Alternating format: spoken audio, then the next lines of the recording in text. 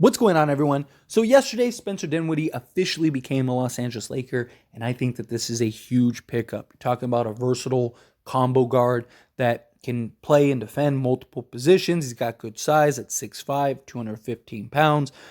He's a guy that can go get you 17 and 6. Hopefully we get Dallas Spencer Dinwiddie as opposed to this season's version of Brooklyn Spencer Dinwiddie. Now, a lot of that was just Spencer Dinwiddie was checked out. He was done. I mean, there were reports that he was just showing up just to get a paycheck, right? And he still dropped 20 on us. So, take that as you may. But huge pickup. Now, I'm not saying he's the guy that's going to come in and all of a sudden the Lakers are the best team in the league, but I do think he's a real impact player. Talk about a guy that is a real need, is a real fit, is a real starting level player. This is a guy that we would have and we're heavily considering trading for, and probably would have cost us 2 to 3 second-round picks minimum. And we were able to get him for free. I mean, not entirely free. It's a vet minimum contract, but still, you get my point. And that is huge. That is massive. But now that we got Spencer Dinwiddie, which is great, love it. Cannot wait to see him in a Laker jersey, and we're going to have a lot of time for him to kind of get acclimated, which is good. But what's next? Obviously, the Lakers didn't make any moves at the trade deadline, which I'm actually okay with personally. That's just me. But we definitely have some other blatant holes. Some of it is because of injuries. Some of it is just we have holes, right? So is there other guys that are out there that the Lakers can pick up that make sense? So let's go over some of those things. Because, look, we got Spencer Dinwiddie, but now what? Now what are we looking at? First off, obviously, a center makes a world of sense. We had Brook Lopez on the Lakers one time. Why not get Robin Lopez? Now, Bismack Biyombo is a name that people really like that was thrown out there. He has recently gone on and signed with the Oklahoma City Thunder. So he's off the table. Now, I am okay with it. I know some people really wanted like Biz. Problem is he's undersized. And if we're going to get a center, we need a real true center. We need somebody with some real size and some real weight to kind of just throw out there. Personally, we don't need a starting level or star type of center. Obviously, it'd be nice. Like if we could get Brook Lopez, that would have been great. But I don't think we really need that. We really just need a guy for that Jokic matchup. That's where the problem lies. And we need somebody that can play behind Anthony Davis, but also alongside Anthony Davis. Robin Lopez, I think, makes a lot of sense in that regard.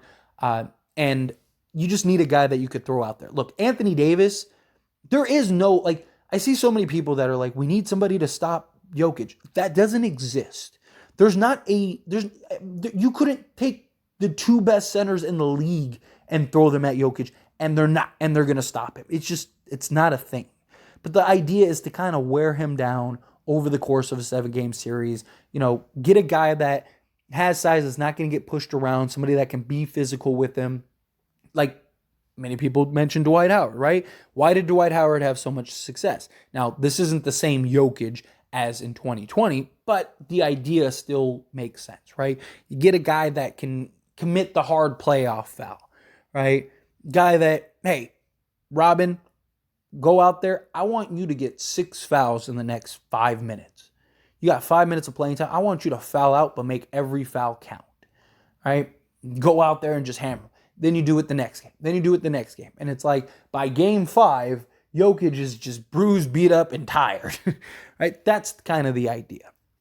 And when you look at Robin, he's a guy 7'1", 280 pounds. So he's not going to get bullied. He's not going to get pushed. He is a guy that's known to be physical. But he's not he's not a guy that's going to go out there and give you, a double-double. He's not a guy that's going to give you 10 and 10 or anything like that. He's not a guy that's going to have a major impact. But personally, I don't think you really need that. Again, Anthony Davis, come playoff time, Anthony Davis is going to play 40 minutes a game anyway. And Anthony Davis does about as good of a job on Jokic as you possibly can. And look, he's had decent seasons, but he has never averaged a double-double. Like Robin Lopez he just has never averaged a double-double. His best, or I guess closest season to a double-double was in 2013 and 14 with Portland, where he averaged 11 points and 8.5 rebounds. That was also the most rebounds he's ever grabbed in his career was 8.5. So he's not a guy for his size you would think is an excellent rebounder. He's really not. He's not. But there's not many options out there. Personally, I don't hate the idea of bringing in Lopez. And this is just me, I don't think getting a center is as big of a need as many others do. Because, one, Jackson Hayes has been doing a much better job, and I like what we're seeing from him. You still have Christian Wood.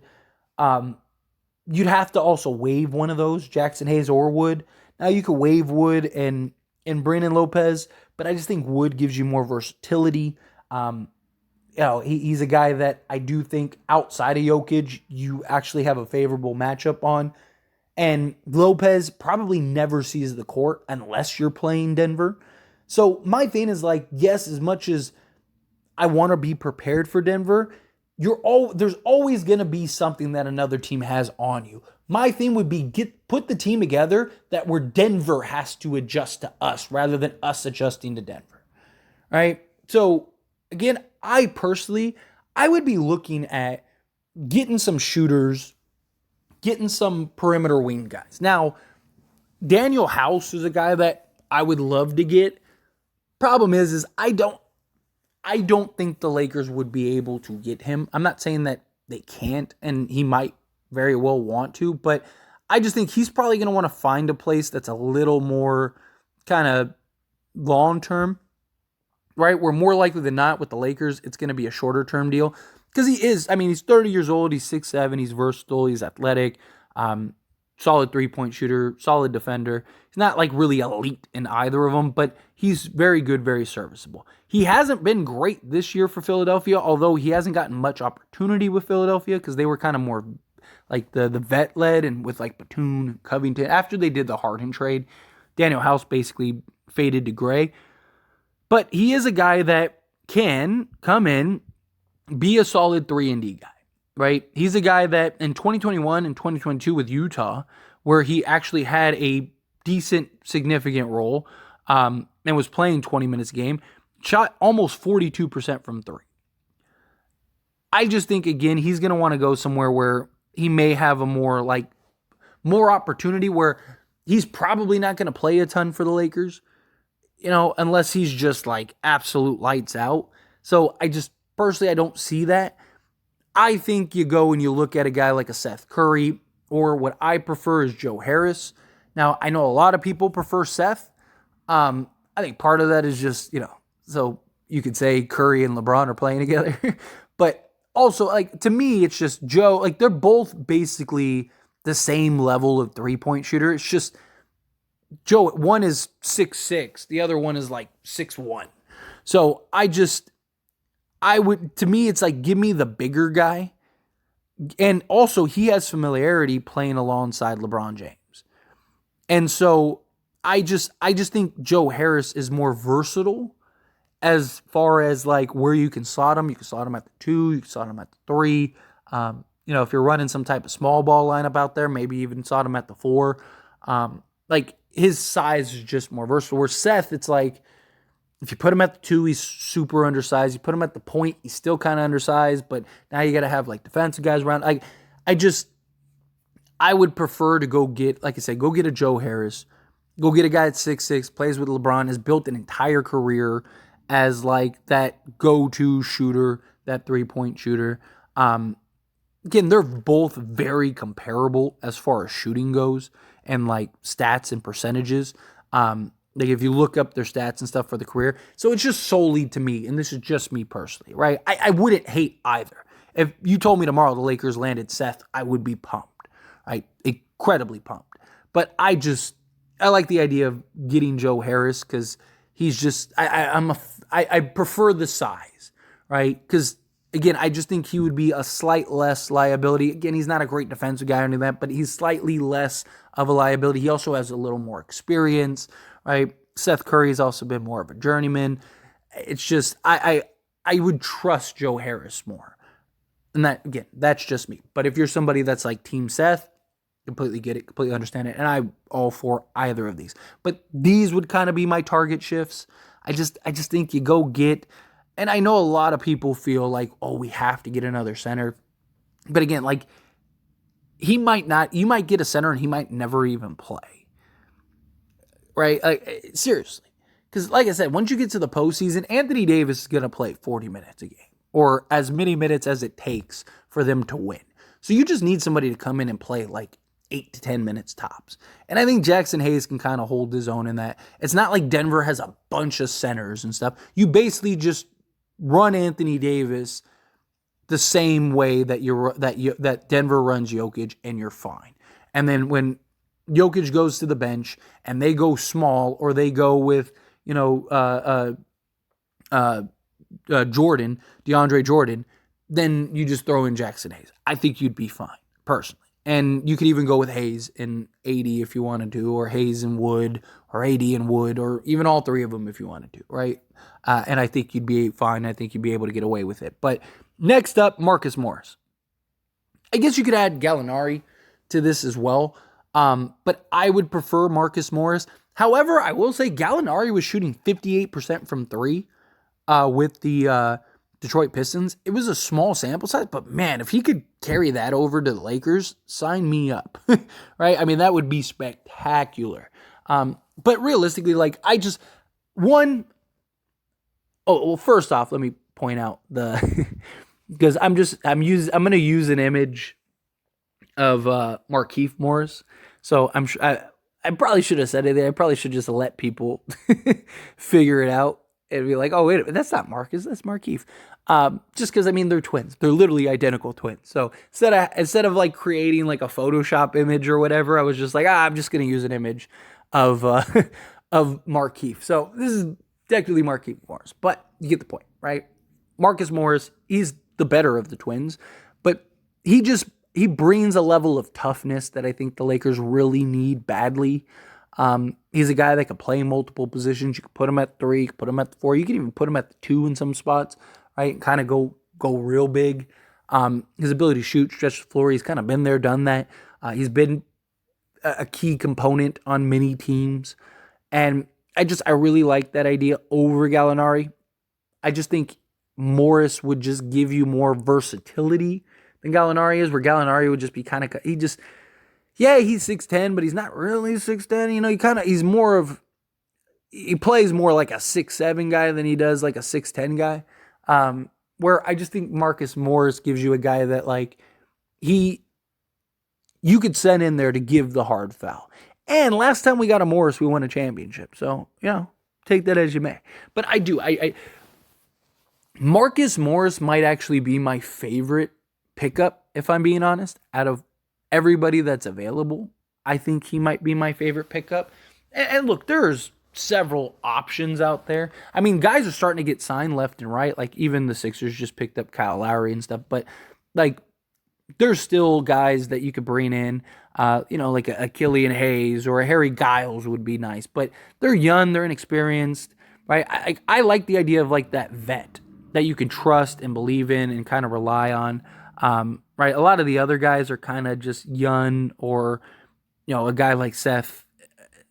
I like the idea of bringing in a Marcus Morris who can be a veteran presence, is a guy that's kind of been there and done that, as I mentioned, a guy that can defend and play multiple positions. I just really like the versatility of Marcus Morris.